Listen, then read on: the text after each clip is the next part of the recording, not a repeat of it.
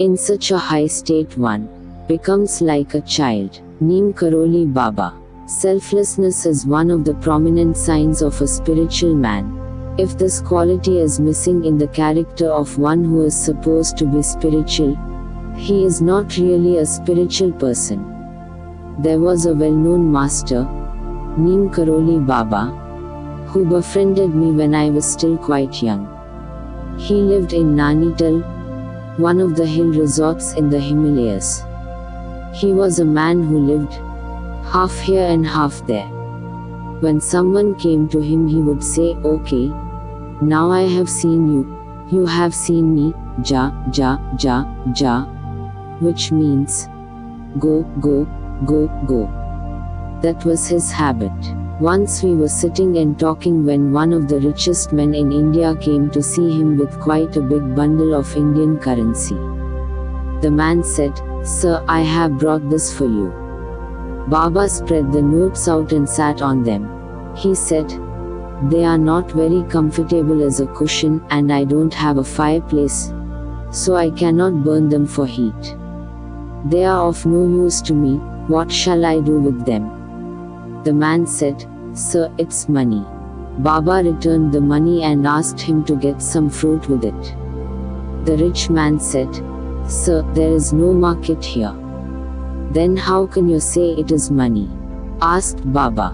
"If it doesn't buy fruit, it isn't money for me." Then Baba asked him, "What do you want from me?" The man said, "I have a headache." Baba replied, "That you have created for yourself. What can I do for you?" He protested, "Sir, I have come for your help." Baba relented. "All right. Henceforth there will be no headache, but from now on you'll be a headache to other people. You will be so miserably rich that you will be a headache to the whole of your community." And he is indeed a headache to his whole community, even today. It is true that some amount of money is one of the necessary means of making oneself comfortable in the world.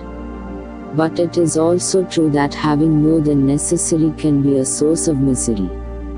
Hoarding money is a sin, for we are depriving others and creating disparity in society.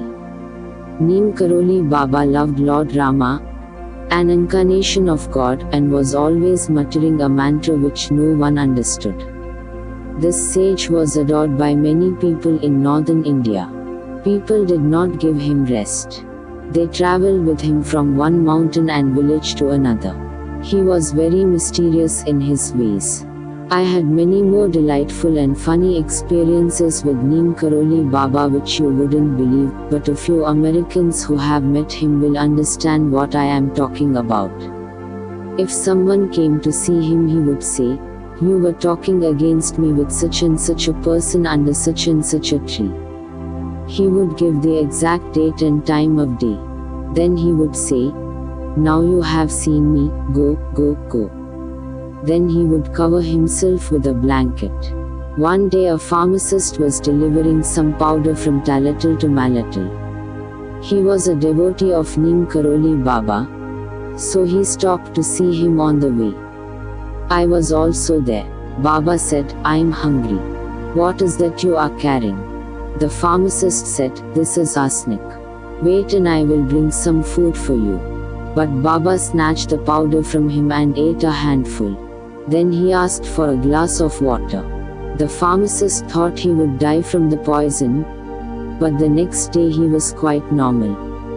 He was not aware of the external. If you asked him, "Have you eaten your food?" he would answer, "No" or "Yes," but it would have no meaning. If your mind is somewhere else, you can eat many times a day and still remain famished. I saw this with him. 5 minutes after eating he would say, "I am hungry," because he didn't know that he had already eaten. I would say, "You have taken your food," and he would answer, "All right, then I am not hungry." If I wouldn't tell him, "You have now eaten," he would not stop. One day I thought, let me see how many times he can eat. That day he took 40 meals at various houses. He was eating the whole day. We wanted to know about his powers, and he knew what we wanted. So when anyone brought food before him, he ate. They would ask, "Will you eat?"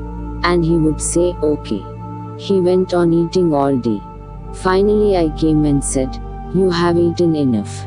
He said, "Oh, have I?" I said, "Yes." In such a high state one becomes like a child. He is not fully aware of mundane things, but he is constantly aware of the truth.